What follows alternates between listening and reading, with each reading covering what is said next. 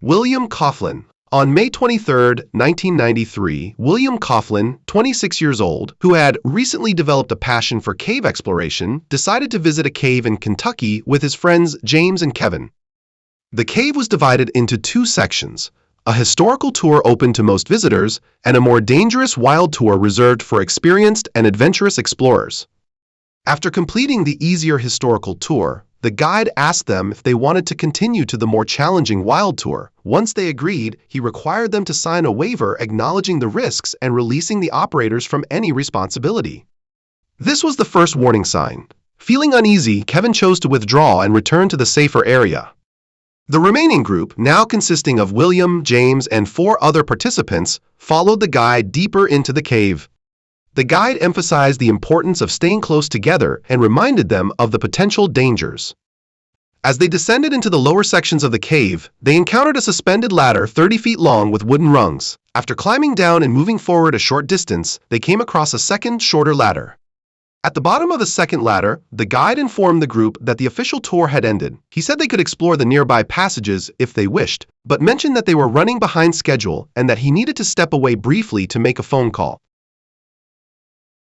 Leaving the group at the base of the ladder, the guide walked off. At that moment, William decided to investigate a narrow passage he had noticed earlier. He discussed it with James, who agreed. William attempted to climb the second ladder again, but the ascent proved difficult. He was 6 feet tall and weighed about 120 pounds. Struggling to climb, he decided to wait for the guide's return. When the guide still did not come back, William tried once more. Halfway up, he suddenly lost his balance and fell violently. His head struck a protruding rock before he crashed onto the cave floor. Blood began pouring from his head, and James rushed to help him. William remained conscious, but he was disoriented and speaking incoherently. When the guide finally returned, he instructed the group to climb back the way they had come. However, William's condition made that impossible.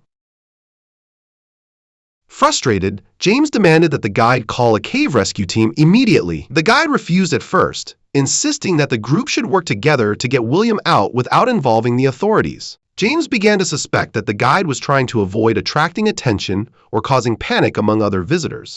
After a tense discussion, the group decided to bypass the second ladder entirely and take an alternative route through a narrow passage that was not part of the official tour. Through teamwork, they managed to carry William through the first section. But the real challenge appeared when they reached a rough, V-shaped passage.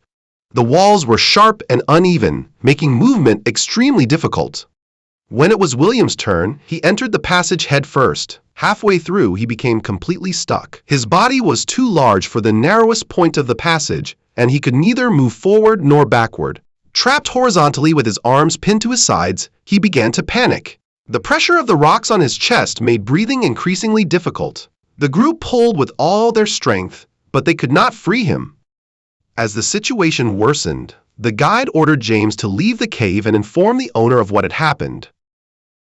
James hurried to the surface, but the owner was reluctant to involve the authorities. Eventually, realizing the severity of the emergency, the guide went to retrieve a first aid kit and contact emergency services. Rescue teams and medical personnel arrived about 3 hours later.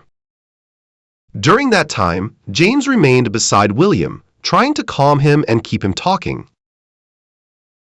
But William's responses became slower and more slurred until he stopped responding altogether. When rescuers reached him, they faced enormous difficulties. The steep angle and narrow confines of the passage made both resuscitation and extraction extremely challenging. They brought heating equipment to prevent hypothermia and began evacuating the rest of the group, leaving only James to witness what was happening to his friend.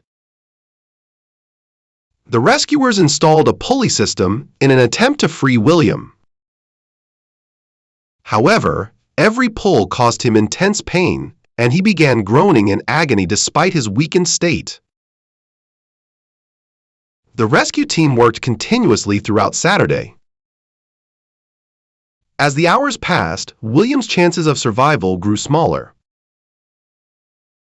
After 17 hours of non-stop effort, doctors officially pronounced William Coughlin dead inside the cave. Yet the tragedy was not over.